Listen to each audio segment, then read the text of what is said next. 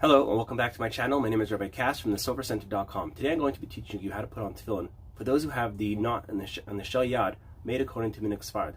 Now, who uses this kind of knot? Typically Sephardim and also many Hasidim.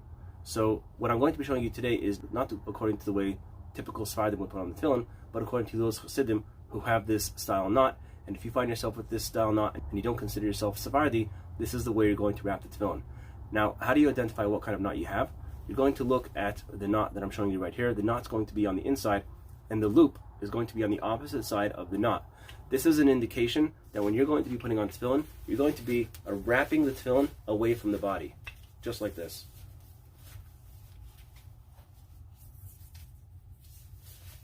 Away from the body. So if you have that kind of knot, and you don't consider yourself Sephardi, then what I'm going to show you now is going to be the most common way on how to put on the tefillin. There are many ways how to wrap the tefillin. How many wraps around the arm and the finger and above the elbow. There's many different ways. I'm not going to be able to go into every single custom because there's probably, I think, at least 15 different ways how to do it. I'm going to show you the most common way for those who have this kind of knot, yet do not consider themselves Sephardi. So Chassidim typically make two brachos, one on the shel yad and one on the shel rosh. And with that being said, let's get started.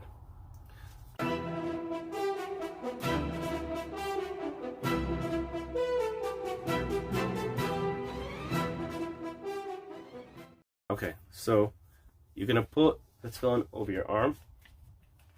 Make sure the shirt sleeve is high enough. Position the yad towards the heart.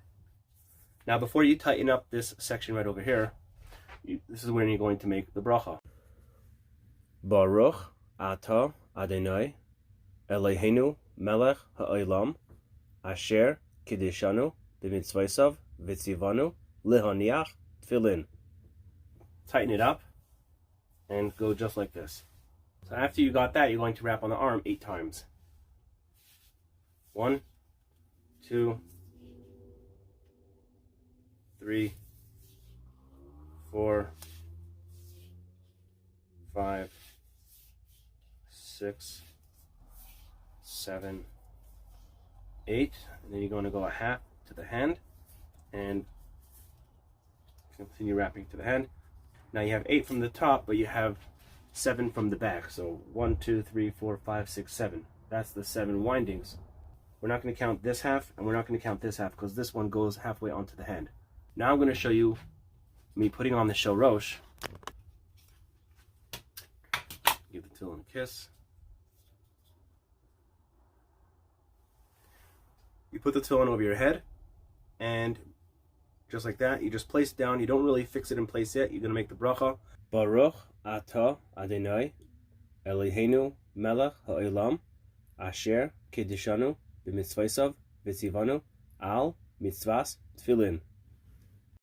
Then you're going to fit it in place. Pick up the kippah. Make sure it's not intervening between the strap and your head. And assuming you did not make any hefsek, any interruption that would require a second blessing on the shel rosh, you're going to say Baruch Shem, kevod, malchuto, Elo-hay-nu, va-ed. Now I'm going to show you how to wind the ritzua around the hand. Okay, so after you put on the shel rosh, now you're going to take off whatever you have wrapped around the hand, and you're going to do the following. You're going to go to the middle finger, and as we wrap it, we're going to say the following. Vearastich le-lam, Vearastich b'tzedek, oo-vmi-sha-pot, oo-vhe-sed, oo-vra-ha-meem. Vearastich be'emuna v'yedat es Adonai. Then you go over here around the ring finger. Then you go again around both fingers towards your hand, and you create the shin.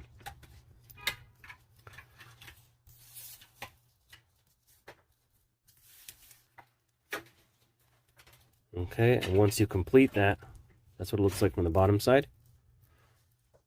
Once you complete it, you simply tuck the ritzua into the right here. You can go once. Some people have the custom to go twice. Some people tie a little knot. And there's whatever you do is okay.